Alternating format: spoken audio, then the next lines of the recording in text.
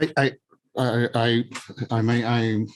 this is something with which I'm in significant agreement, but I think it's also important to wonder together why this has become so problematic.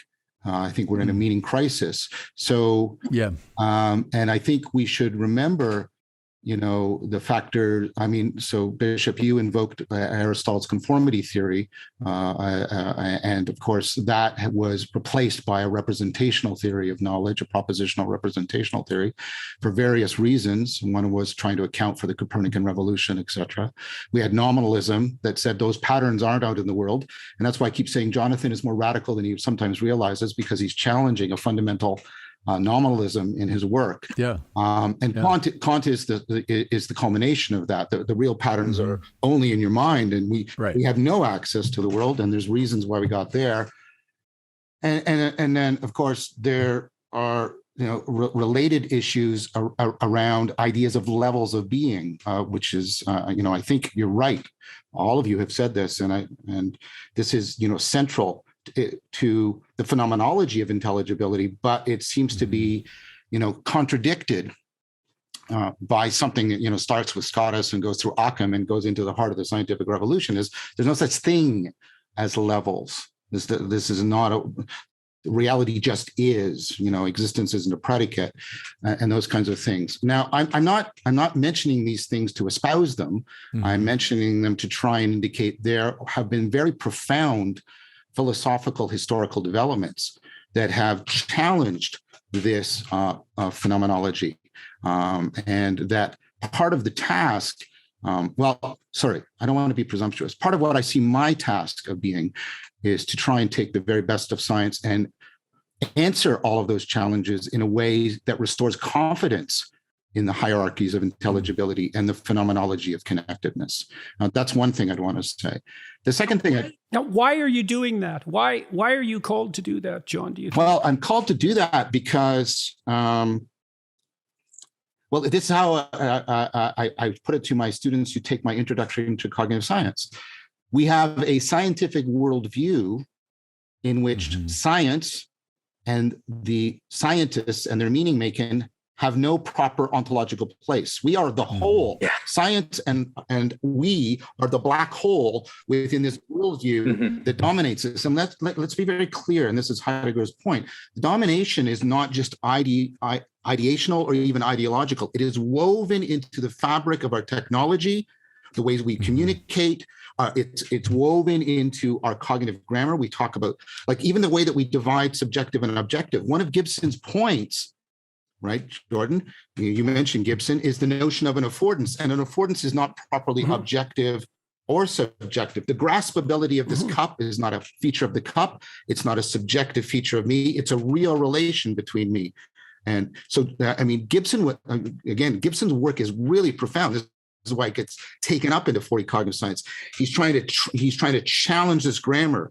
And there's a whole bunch of us. I'm in no way a singular individual, although I might be a bizarre one. But I represent a lot of people who are feeling called to the fact that this lack of ontological placement and the fact how the way it ramifies through, our ontological technological structure and our cultural cognitive grammar, the very ways we think, is causing massive suffering.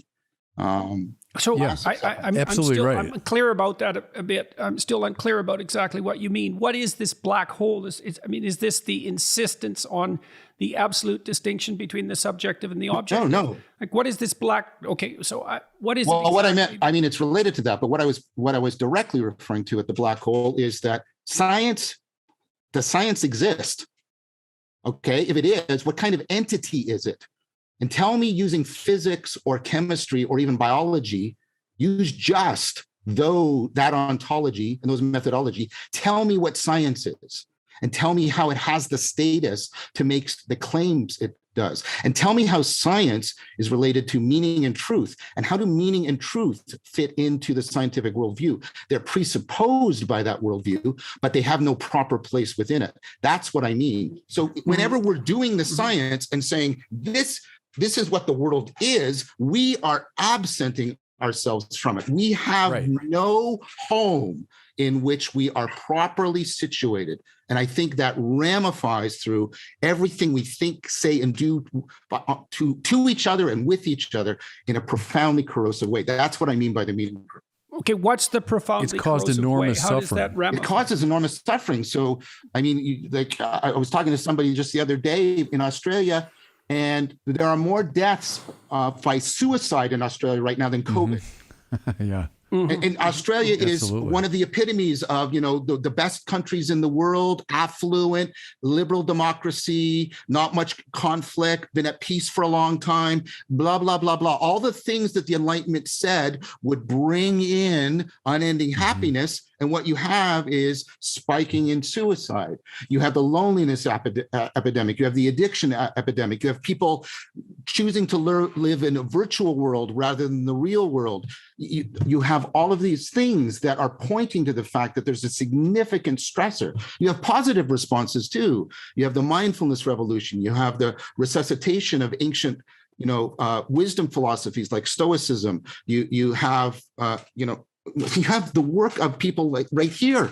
I mean, one of the things, and I hope Jonathan takes this as a compliment because he knows that how highly I think of him. I think one of the things that Jonathan is doing with his work is responding to this suffering and the meaning crisis. We were drawn to each other because we both saw the zombie as a mythological representation. The culture was saying to itself, we're suffering a meaning crisis. I'm talking too much. I'm going to stop. But Jordan, if we go back to the image that you use, which is the idea that we project meaning on an objective world, already you can see the alienation that is bound up in that very proposition, which is, okay, so where are we then? We're not in the world. We're like these kind of ghosts that are floating above reality. Like, and where does that come from? Like, where does that floating intelligence come from that's able to separate itself so completely from the world that it's able to just analyze it objectively and then project and then realize that it's projecting subjective meaning on top of it. And so once I think that some of the work that John's been doing and some of the work that you've been doing is to realize this embodied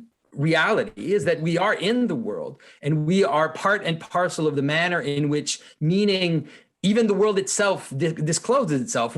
People who think they can imagine a world outside of human consciousness, like where are they?